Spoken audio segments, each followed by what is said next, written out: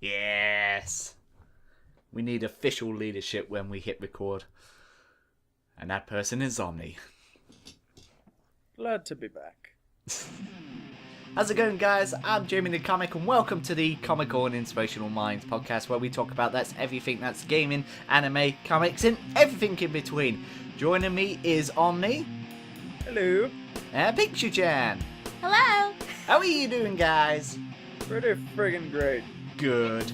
I'm editing a new project and I couldn't be happier about it. Because it's working this time. Yes. Good. That's always good. Pink, how are you? I am doing good. Thanks. How about you? I am so excited! I got an email on the podcast email, private email, Kai Podcast at Caiminds.com, Yep. saying my exchange cousin in Kenya died! And his lawyer is sending me all of his $150 million! I just need to wait for my check to clear for him to confirm it's me. I'm hoping it's got there. It's been nearly a week. But I tell you that £150 is going to be a good investment. People in Kenya watch me. Yay! Also, domo arigato gozaimasu minasan zaichi mi ruta mino. Which basically means thank you everyone in Japan for watching the Comical and Inspirational Minds podcast. All 10 of you! Not even joking, we have 10 people in Japan watching. Woo! Yay! I hope I said that right. So, if you guys haven't heard, they're making a Attack on Titan's live-action movie. I personally believe it's too early for a live-action movie of anime, which is very popular at the moment, considering they're not even on season 2. I don't know. I disagree. That sounds pretty awesome.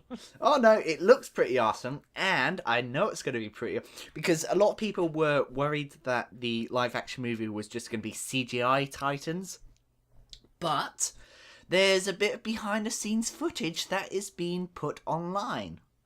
Basically, Attack on Titans was making a cross-promotion with, I think, Honda cars. And you can actually see the people in costume of the Titans and trying to make the Honda car commercial. And it looks pretty sweet. And this is a very, very clever marketing ploy. Because loads of people, especially people in Japan, most of them, if they like anime, they're more likely teenagers or young adults. And if you're an adult, then most of them don't even have time for anime or care about it. So the fact that an advertisement for a adult car is being cross-promoted with an anime, people are going to go, what the hell? That came from an anime? That looks awesome! Mm-hmm. I think that's very So clever. not only are they pandering to the original audience, but they're drawing in a new one as well. Exactly, it's very just out clever. of pure curiosity. But if you haven't seen it, I'll link it in the description below. But just seeing the Titans in costume and seeing how it's been brought to life, it looks like the original Star Wars. Awesome. Oh, that's great. Like, you know how they had the... Yep. Point Before of- they CG'd it up. Yeah. The perspective of, like, everything looks big even though it's far away. It looks like they're going to do that. Or just upscale it on the green screen. But green screen's still better than pure CGI. I'm proper looking forward to it. Me too. Pink, do you want to go? Alright. As everyone possibly already knows, Lightning Returns Final Fantasy XIII is coming out February 11th, 2014, and I am excited. Personally, I haven't really played the first or second game, but I have seen what happens. I have seen stuff regarding it. 13 was okay. Like, I do like the graphics of it. There were some bits in the story that were kind of confusing, and gameplay is kind of linear. 13-2 was definitely better, and I did like the story of that one. And I actually took a look at the demo of Lightning Returns Final Fantasy XIII, and it looks awesome. I'm a bit confused Mhm. with the costumes. Because it's only going to be lightning this time around, isn't it? Yeah, it's only going to be lightning. So there's going to be like several different costumes that you can switch in between. Yeah, it's very similar to that of 10-2 if you have played it before, because in 10-2 you had Yuna, Riku, and Pain, and with different jobs that they switch to, they also have a different costume. This is going to be the same for Lightning Returns. With each job that Lightning takes on, she's going to wear a different costume. Ah. Not only that, but the roaming around system actually feels like something you'd see from Kingdom Hearts. Like, not only do you just run around and go someplace, but you also have places where you need to jump on stuff and you need to climb up ladders and all that. And I think that's really interesting. It's something that's never really been done in Final Fantasy XIII, and I think it's a really great addition. And I saw the opening cinematic. I'm not going to go into, like, full-on detail, but with what I saw is, like, complete awesomeness. Lightning is completely awesome, and the character that she is fighting was surprisingly someone I did not expect. Ooh. It's probably going to be spoiled in the trailers, but yeah. Yeah, I'm not going to say who it is. Just watch the trailers, that'll spoil it. Yeah. But all I can say is that when I saw that opening cinematic, I was completely baffled. Mm. And I am really looking forward to this. Well, a lot of people were complaining in 1 and 2 of Final Fantasy that the combat system has been dumbed down almost, and it looks like in this one it seems to be a little bit more complicated, but still keeping to Final Fantasy 13 almost. Yeah, it really does. Like, it honestly feels like you actually need to be very strategic. Because, like, in Final Fantasy 13, you had, like, 6 characters you could switch from. Final Fantasy 13, too, you only had 2 characters, so you kind of had to change jobs with that. With this game, it's only Lightning. So you pretty much have to think which jobs are going to be best to have on her and what would work best on these enemies, what to do to get them to stagger and all that. But do you think it would be a bit too much, having all these costumes? Well, again, like, it's a matter of, like, gameplay style. Just, like, you have to, like, plan things out. Which jobs would be most effective on which boss? Probably, like, check out the boss, what their weakness is, and then choose the job that would be best suited for that battle. Sounds pretty sweet. Mm-hmm. And I'm really going to have to get myself to actually get to playing 13 and 13-2 before I play Lightning Returns, because I do have the games. I do have them. I just haven't beaten them. I have 2, even though I haven't completed 1. Yeah, that sounds like me. Yeah, but that's because my mom likes to play these games, and she's actually beaten them. Ah, fair enough then. See, I borrowed Final Fantasy 13 from my friend on the PlayStation 3, and I got so far into it. I think I was on like chapter 11, and there's only 13 chapters. I was getting so close to the end, and then my PS3 yellow light of death, and I couldn't get back all my saved data. I couldn't try again, so I had to start all over again. That was the worst. That's the worst experience you can have as a gamer, getting so far into a game for a game that's so long and then having to start all over again. I just hate it. Yeah, what I am definitely excited about is that, yeah, it comes out February 11th. It comes out the same day as Danganronpa, so I'm definitely getting both of those games. In fact, I've already pre-ordered them along with Castlevania Lords of Shadow 2. There's a, just going off topic a bit, there's a pre-order for Kingdom Hearts 3 on the Hut for under £15. It's got to be a mistake because it says you can pre-order it and it will be released on the 31st of March 2014, and I know that's going to be a mistake, but yeah, I am really not taking that is. chance. I've pre-ordered it just in case. I kind of want to wait until there's actually more info regarding it, because they're barely in the development stages. Like, they haven't even full-on completed, like, everything. They've released a little bit of trailers and a little bit of stuff regarding it, but they haven't released very much. They haven't really properly said what the story is, although if you played Kingdom Hearts 3D, you should know what the story is, in a way. There might still be added stuff, but they haven't even come up with any of the worlds that they're going to add into this game. But by the way, it would be awesome to have a frozen world. Yes. I was thinking that. I was just about to ask you that. But I think the general rule of pre-orders is if you can get it so cheap that you're able to sell it secondhand and make a profit, do it. Yeah, personally, I want to wait until there's actually more info regarding it, because, again, it's still in the development stages. Kind of want to wait until it has an official release date in North America before I actually get round to pre-ordering it. Well, I haven't even played 1 or 2, but people keep saying I need to. You need to. Yes. In fact, you need to play all of the games, even the spin-offs, because the spin-offs do add a lot to the story. Well, with the spin-offs, I could just get the HD collections. And it's get the HD collections. Those are really good. Although, with 3D, you would kind of need to get a 3DS and get it on that. Oh. I do recommend it, though, because these are all really great games. Omni, do you have a topic? Well, I know I'm supposed to tell a story that somebody requested. Yeah, we'll do that at the end. I'll say, well, going on to the emails and yeah. Okay, then just edit this part out. Yeah. Totally edit this part out. You won't do it, will you? No. Revenge, asshole.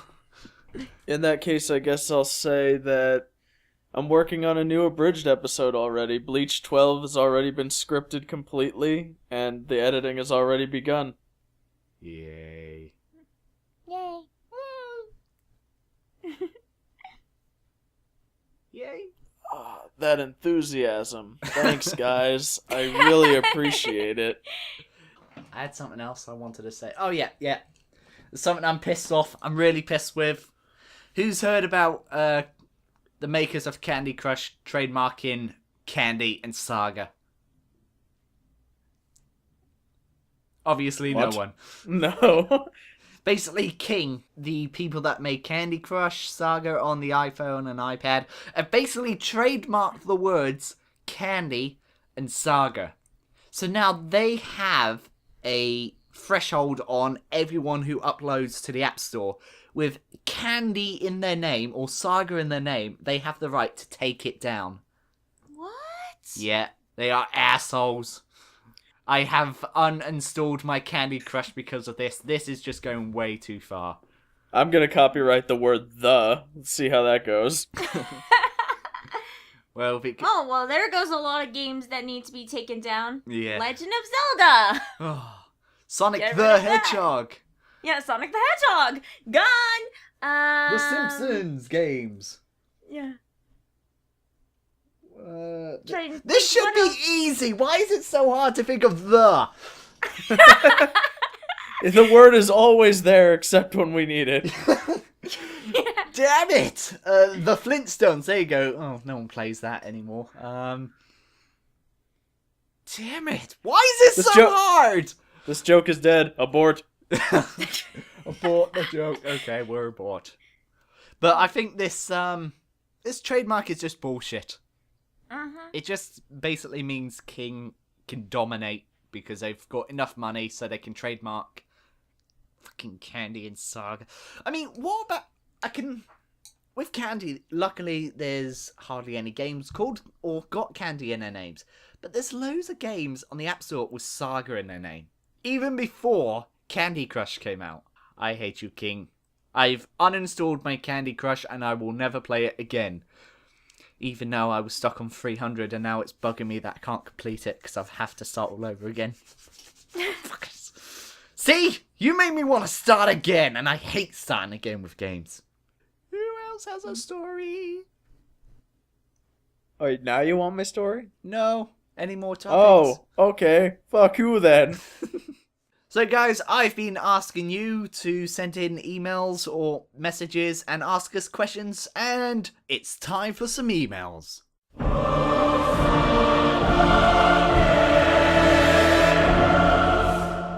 very sorry. You're never going to listen to that song the same way again, are you?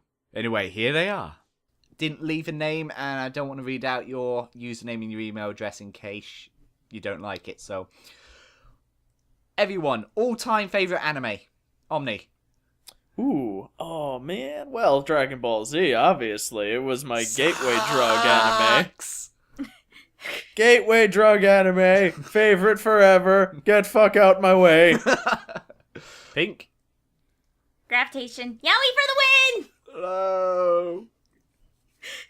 See, I guess I have to bring you all down. I have to give a legitimate answer. You want yaoi, you want a generic stuff, Omni. So I'm gonna Get out of here. Yeah, no, I'm not gonna get out of here.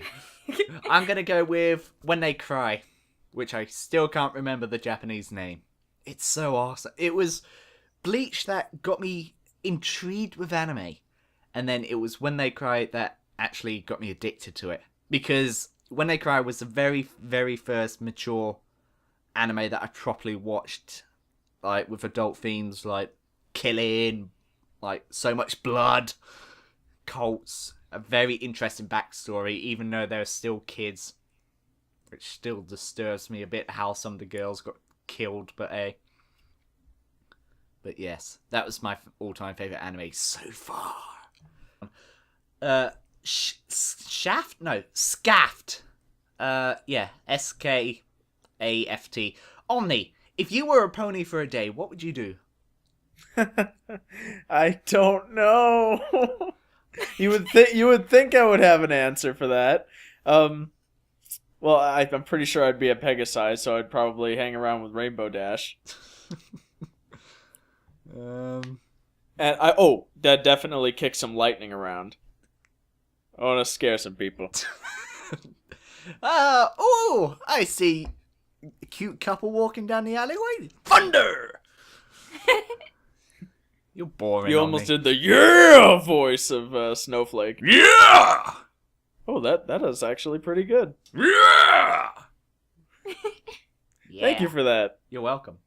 You're a closet brony, I can feel it. I'm trying so hard to resist. One of us. One of us. One of us. Or whatever they do, clopping. One of us. You One don't of know us. even know what that means, do you? You told me it means fapping. Yep. One of us. Oh, one of us. No, Oh, yes, no. one of us. Please stop. Oh boy. Oh, I'm sorry. Shit, I was trying so hard not to have a hentai in this podcast. I failed. Sorry.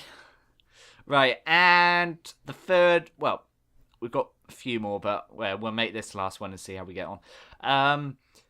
Shad, next time on your next podcast, have OmniB tell the story of the expired peanut butter if he's on there. Well, Omni, you're here. So want to tell now us? you want me to tell it. Okay. Let me just pull it up right here. So I was at a friend's house, and this was a couple of years ago, and I was really hungry, so I decided to make a peanut butter sandwich. Were you high? Mistake. What? Were you high because you were hungry? I was not. You can be hungry without... You're stupid. Alright. Mistake! I look in the jar and I see some black stuff mixed in with the peanut butter, and I didn't think too much about it. At first I was like, maybe it's the peanut butter and jelly combo type of peanut butter. So I asked him, he's like, I don't know, look at the label. I read it. It was not. This should have put up red flags in my mind right away. But in my defense, I was hungry. I just won't use the black parts, I said. It'll be fine, I said. Brilliant! I took only 2 small bites. And then 37 hours later, I still had stomach cramps, dizziness, and fatigue. I didn't throw up or anything, but I was waiting for the inevitable blast off. Thankfully, nothing happened. I ended the story with, so who thinks I'm gonna die? Who thinks I'm gonna die? Not me. Wow. Now, the only reason And you he call wants me me to... stupid, Omni. The only reason he wants me to tell that story in the first place was because he doesn't want me to forget it. He likes me reliving my own personal hell over and over again. That sounds like a nice fan. Damn you, Shad. Sorry if I got your name wrong, by the way. I had to go on the Facebook because for some reason YouTube is glitching out. All comments are getting deleted and then reposted like 12 hours later. I hope we got his name wrong. Dean Winchester says fuck him. Yeah, we'll do one more. Let me just pull it up. It was YouTube. Yeah, did you know that the YouTube inbox got disappeared and now it's been brought back, but very hard to find? It's a pain in the ass. If you go to community where it says comments, settings, and inbox, it's inbox. That's so annoying. If I could just drop a bombshell. Why does YouTube love to make things so inconvenient? Because they don't want us to work for them. They just want established workers working for them. If I could just drop a bombshell real quick, I am kind of starting to like Google Plus a little bit. I know, and I'm ashamed of myself, but here is why. Like, every time I want to go read comments, there's that little bell thing that appears, and it shows when it's been shared, when someone's commented, and it's nice and convenient. I could click on it, and the most recent comments come up. I don't even have to go to the video anymore. Yeah. So I got to admit, that's one thing they got right.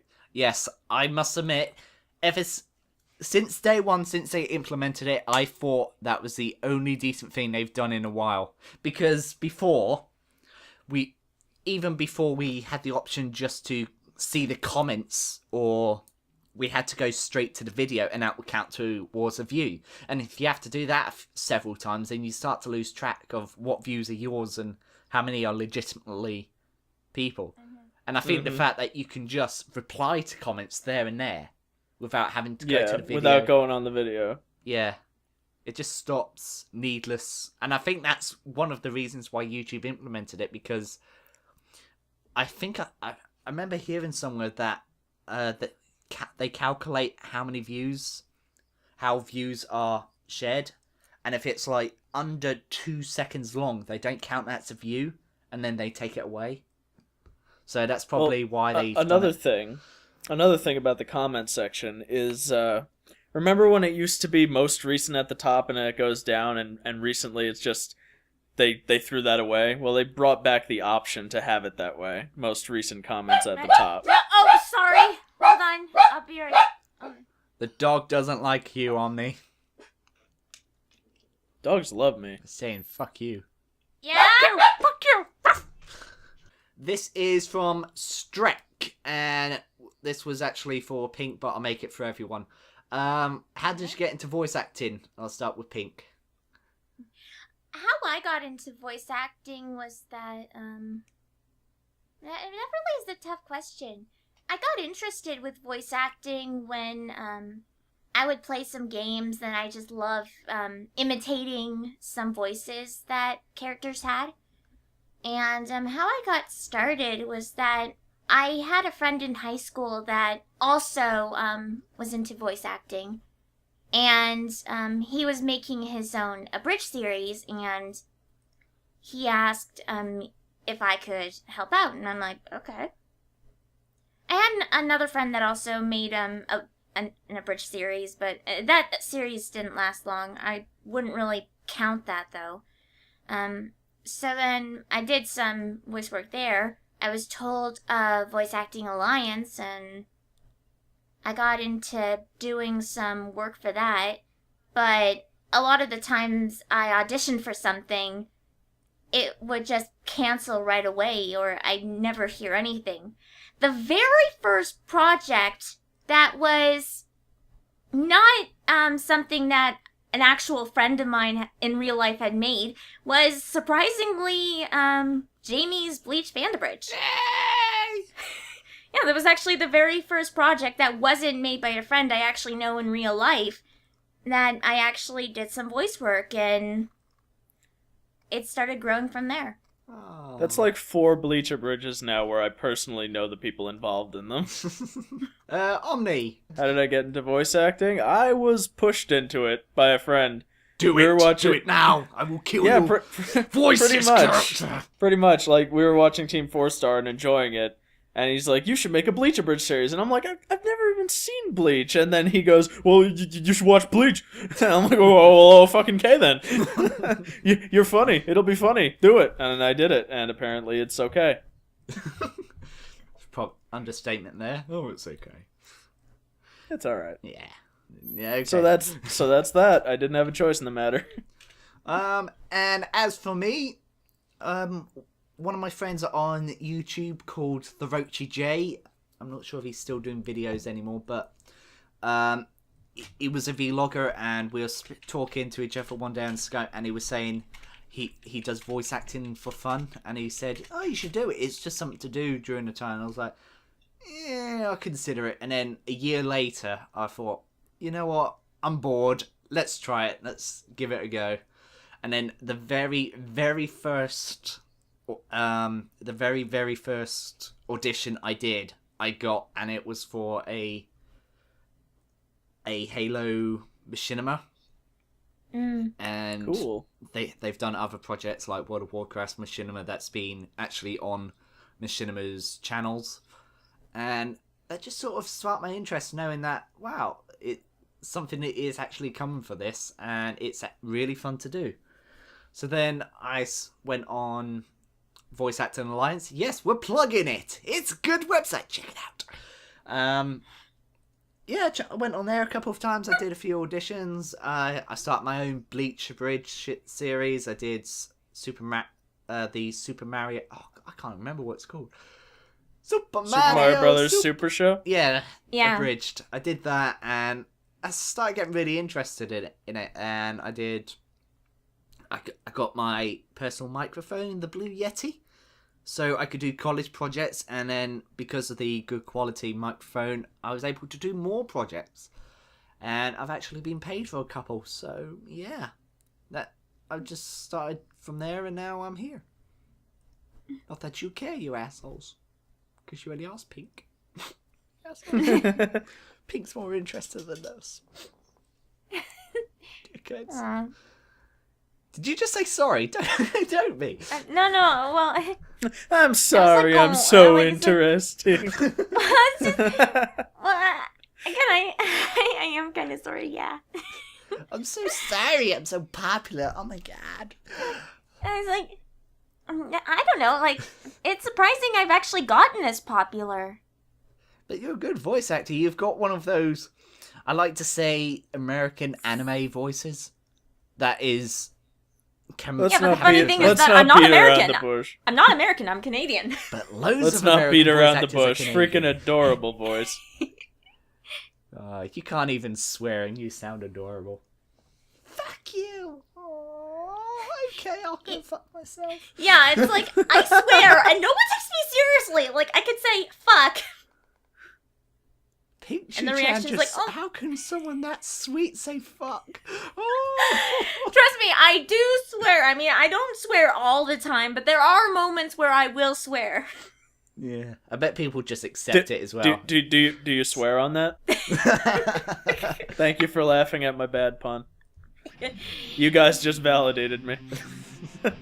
Okay, on that note, I think we'll just leave it there, guys. Thank you very much for joining us on the Comic Con Inspirational Minds podcast. I've been Jamie. That's been Omni Beneficial.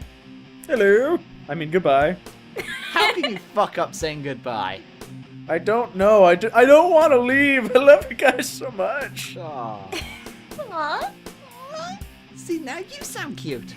Okay, never mind. Pinkshucan, thank you very much. No problem. I love voicing and like doing all this. I love doing my normal voice and not having anything. That's how popular I am. And I've been Jamie the Comet. Thank you very much for watching, guys. And I was going to say sayonara, but I can't even say that properly, so I'm just going to say goodbye. Sayonara! Sayonara! Well, no, sayonara means goodbye forever. Oh, Jana! Jana, that's it. Yeah, I believe that's how you say goodbye. If that's wrong, blame Pink. It's not my fault.